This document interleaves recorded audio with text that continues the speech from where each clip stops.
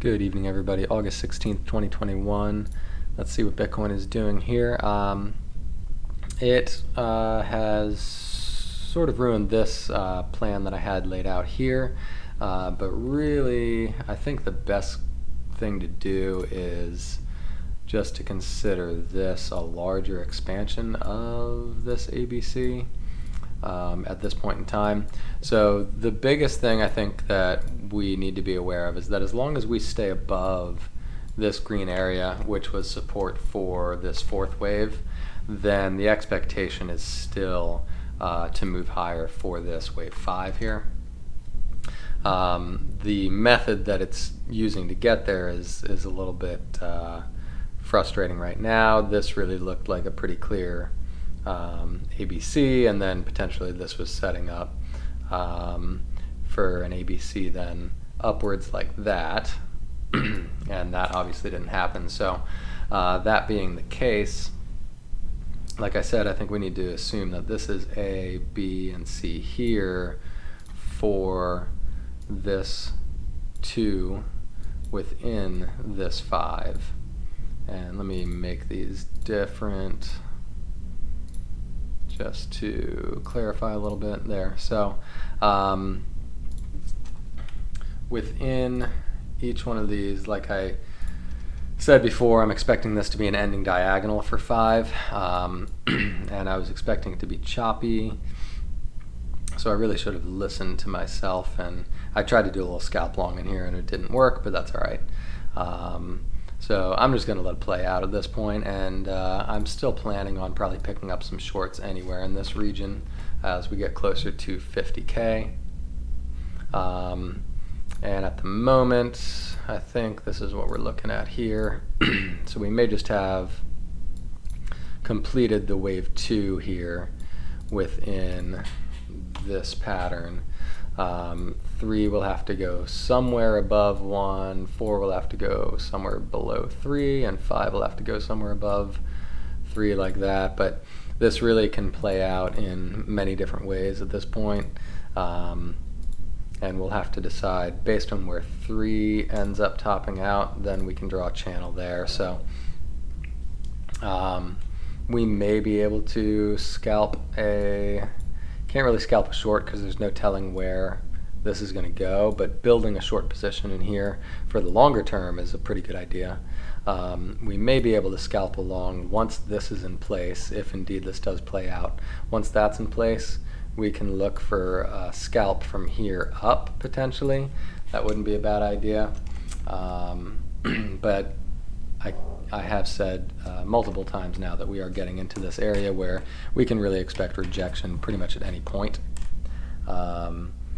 So it would really just be a scalp long, if anything, that I would look to do in that area while I'm building a larger short in this area as we get closer to 50K. So that is what I'm looking at there for now.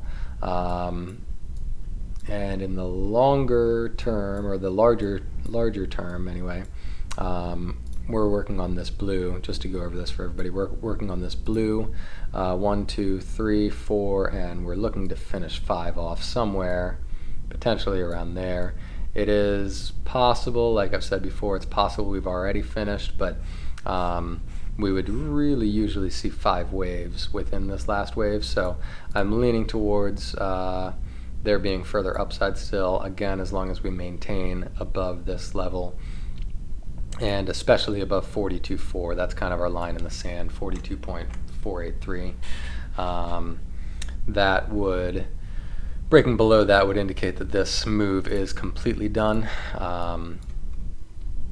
So that's what we're looking at, and we're really just waiting for this move to complete. Once it is confirmed completed by having 5 waves in it, and then biggest confirmation comes by breaking below that area, then we can look towards picking up some longs then lower down, because this will then act as our first wave in the larger scheme of things, and we'll probably come down and retest this breakout that we had, this green downtrend breakout, which came from this level back here. Retesting that at some point is to be expected. So I think at a minimum, based on how long this is going to take, it looks like we're going to get probably a 39, 40K retest at a minimum, but it really could go down even lower if it wanted to, based on Elliott wave theory. It could drop even as low as like 35 and still be okay. So we'll just keep our eyes on that, but yeah, at this point in time, just kind of wait it out, start building some short positions in here as we get closer to 50K. The other thing to take a look at is the fear and greed index. We are in greed territory, which is typically a sign of a top, at least a temporary top. So that's a good sign for the shorts that I want to build here as well. There's also not much in the way of short leverage as far as I know. I'll have to double check some charts too, but I don't think the shorts are over leveraged at this point. The danger would be if shorts are over leveraged and it wanted to push through this area, we could potentially see a short squeeze up to kind of anywhere really. I mean, short squeezes can go much further than you expect them to. Just look at GameStop, for instance, before we end up having to pull back then after that. But in any case, this does have to complete at some point, and there does have to be a pullback once that does complete. But I think that pretty much sums up what I'm looking for. I'm going to leave this on for now. This is not necessarily correct. This will change based on where 3 goes, but I'm going to leave it on there for now, just to remind me what we talked about and what we are potentially looking at. So let's look for a top here in 3, and then consider maybe longing the 4 for a scalp up for 5, but all the while building some larger short positions here, mainly between about 48 and 50K. All right, everybody, have a good night. We'll take a look again tomorrow.